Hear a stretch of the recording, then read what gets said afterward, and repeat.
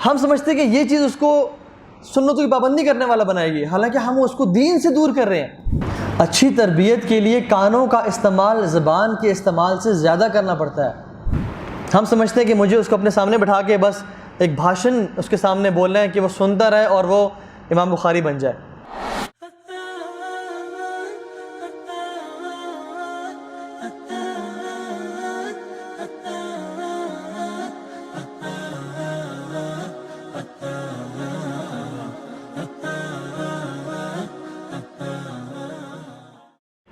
अच्छा, मैं एक सेंटेंस बोलता हूँ, उसको आपने कंप्लीट करना है। The basic thing that you can do with your children is to look dash, and which is to look happy. Children need happy parents more than knowledgeable parents. Children need happy parents more than qualified degree holders. Abdullah बिन हारिस रज़ियल्लाहु ताला अन्हु सहाबी हैं, कहते हैं कि मैंने अल्लाह के नबी से ज़्यादा मुस्कुराता हुआ किसी को देखा ही नहीं। आप इमेजिन करें, अबू बकर सिद्दीक़ कम मुस्कुराते होंगे, उमर बिन खत्ताब कम मुस्कुराते होंगे, उनकी वालदा सहाबिया कम मुस्कुराती होंगी, लेकिन इन बेहतरीन लोगों का कंपैरिजन अल्लाह के नबी से जब किया तो कहा कि मैंने अल्लाह के नबी से ज़्यादा किसी को मुस्कुराते हुए देखा ही नहीं। एक चाइल्ड साइकोलॉजिस्ट ने अपने एक बच्चे से पूछा कि आपने अपनी वालदा को मुस्कुराते हुए कब देखा, या वो कब कब मुस्कुराती हैं? तो उस बच्चे ने जवाब दिया कि जब वो दूसरे बच्चों से बात कर रही होती है ना, तब बहुत बहुत मुस्कुराती हैं। हमारे साथ बात करते हुए तो कभी उन्होंने नहीं मुस्कुराया। और उसका बाप भी बैठा हुआ था, तो उसने भी कहा कि ये बात ठीक है, ये मुझसे ही बात करते हुए नहीं मुस्कुराती, जब बाकी बच्चों से या बाकी लोगों से बात करते बड़े मुस्कुरा रही होती है।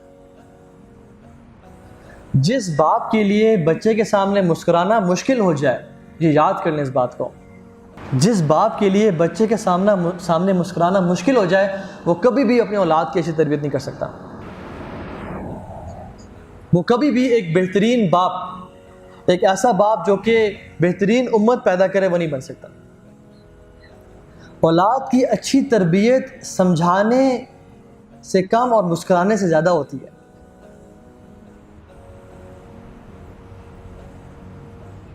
अच्छी तरबियत के लिए कानों का इस्तेमाल ज़बान के इस्तेमाल से ज़्यादा करना पड़ता है।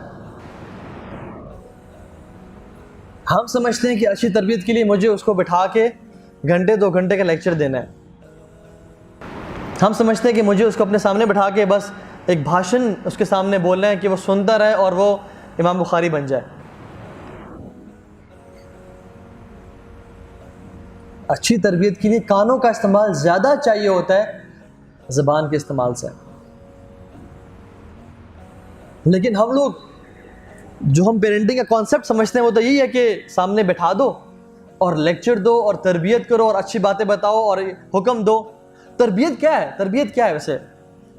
तरबियत बच्चे को रिस्ट्रिक्ट कर देना नहीं है। तरबियत उसको डूज एंड डोंट्स बता देना नहीं है। तरबियत उसको ये कहना कि उठो ये काम करो और इस काम से रुक जाओ, ये नहीं है। तरबियत ये है कि उसको रिस्पॉन्सिबल बनाया जाए in his own choices. We should develop him, we should make him eligible of making good choices in his life happily. This is तरबिया। हम लोग कहते हैं, मैंने कुछ लोगों को देखा कि उठो, बच्चे को डांट रहे, सुनते पढ़ो। तूने फजर की सुनते नहीं पढ़ी, उठ फजर की सुनते पढ़।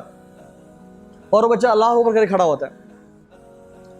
मैं ऐसे बच्चे को देख रहा था और मैं सोच रहा था कि ये नमाज में क्या सोच रहा होगा, इसकी नमाज में क्या खुशी होगा, क्या ये नमाज से मोहब्बत कर रहा है और अल्लाह के सामने खड़े होने की लज्जत को महसूस कर रहा है, या ये जो जिसने कहा है ये उसके बारे में सोचा कि कितना मैंने फ़र्ज तो पढ़ लिया था ना।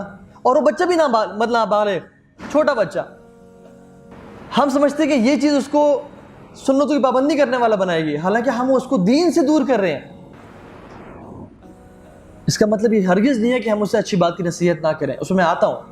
लेकिन 90% of listening is required and 10% of speaking is required. Specially जब आप रिलेशनशिप बिल्डिंग करना चाह रहे हैं और बच्चा नहीं करना चाह रहा, तो क्या करना चाहिए? ज़्यादा सुने, 90% सुने और 10% उसको बताएं, उसको नसीहत करें, उसको जाने, उसका ख्याल रखें।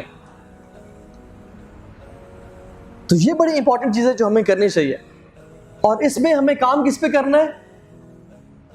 अपने ऊपर।